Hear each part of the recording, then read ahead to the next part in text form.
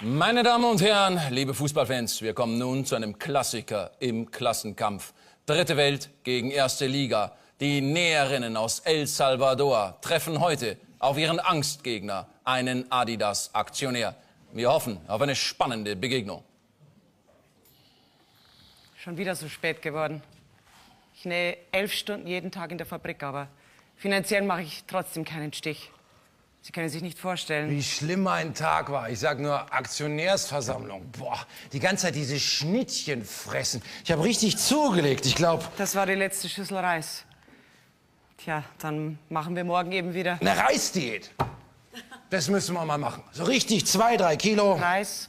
Und wir könnten 1, 2 Wochen davon leben, aber mit den 160 €, die ich im Monat fürs Nähen bekomme. Ach, da kannst du keine großen Sprünge machen, weißt du? Adidas hat ja in letzter Zeit, das erste Quartal, haben wir 200 Millionen Überschuss nur noch gemacht. Wissen Sie, was am schlimmsten dabei ist? Golf. 80 Millionen allein, weil diese scheiß Golfsparte nicht funktioniert in Amerika. Immerhin haben wir einen Gewinn gesteigert auf 800 Millionen. Wir haben die Dividende erhöht. Die Aktionäre müssten eigentlich alle zufrieden sein. Dass die Näherinnen ausgepresst werden wie die Zitronen. Aber nein, nein, nein. Immer noch mehr. Was sollen wir denn noch machen? Näherinnen schlagen.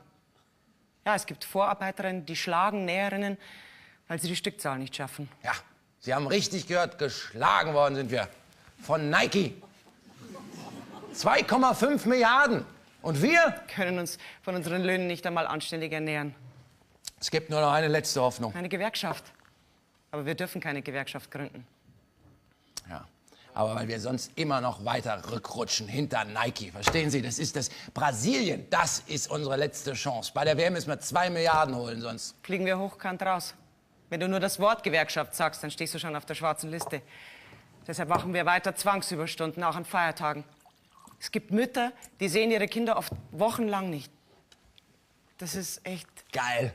Weißt du, weil diese Nationaltrikots der deutschen Nationalmannschaft, die verkaufen sich wie... Harnwegsinfektionen. Ja, sie haben die Vorgaben erhöht. 300 Trikots am Tag, das schaffst du nur ohne Toilettenpause. Und das schaffst du nur, wenn du den ganzen Tag nichts trinkst. Daher die Infektionen. Ja, wir brauchen jetzt wirklich Anschub. Wir machen bei der WM eine der größten, wirklich größten Werbekampagnen der Unternehmensgeschichte.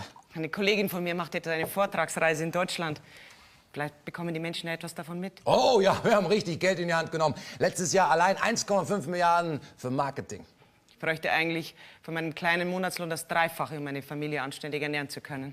Aber damit wollen wir nächstes Jahr einen Überschuss machen von etwa 1 Milliarde. Ah, das wäre gut. Das läuft ganz gut mit dem WM-Ball da. Den mögen die Leute. Wie heißt das da? Estela Ramirez heißt meine Freundin. Sie kämpft seit Jahren für verbesserte Arbeitsbedingungen für uns Frauen in den Fabriken. Aber wissen Sie, was Adidas dazu sagt? Brazuca, genau. Brazuca, so heißt dieser Adidas WM-Ball. Adidas schreibt sogar auf seiner Homepage, tja, wenn die Löhne steigen, dann müssen wir mit unseren Aufträgen eben dahin gehen, wo die Löhne niedriger sind. Brazuca, wissen Sie, was das heißt? Herzlichkeit. Tja, meine Damen und Herren.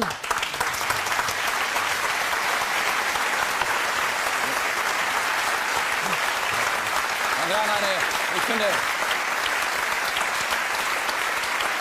meine Damen und Herren, ich finde eine hochklassige Begegnung, emotional ausgeführt. Mal schauen, was unser FIFA-Funktionär dazu zu sagen hat. Herr Treter? Treter! Also, Entschuldigung. Das war gar nichts, Herr Uthoff.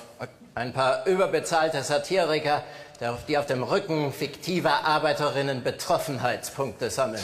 Und dann war Ihre Betroffenheit nur gespielt? Ja, sicher, aber das Schicksal dahinter ist doch trotzdem echt. Das könnte durchaus möglich sein. Ich höre, wir haben gerade eine Schaltung zu Estela Ramirez, der Näherin. Ja, die Schaltung steht. Bitteschön. Liebe Zuschauer der Amstar, ich bin Estela Ramirez aus El Salvador. Ich und meine Kolleginnen nähen im Akkord ihre Adidas-Trikots zusammen. Die Arbeit macht... Da bin ich wieder. War gerade eine Störung in der Leitung. Wo waren wir?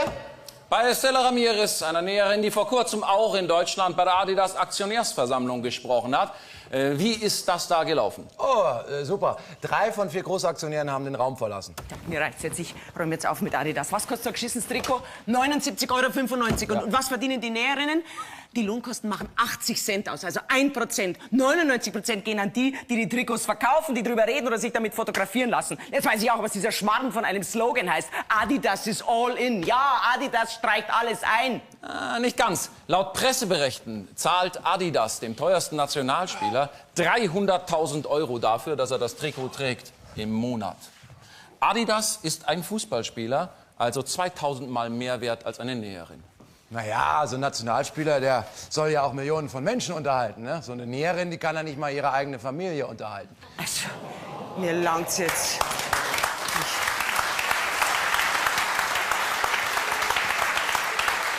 Mir langt's jetzt. Ich will diese WM nicht mehr sehen.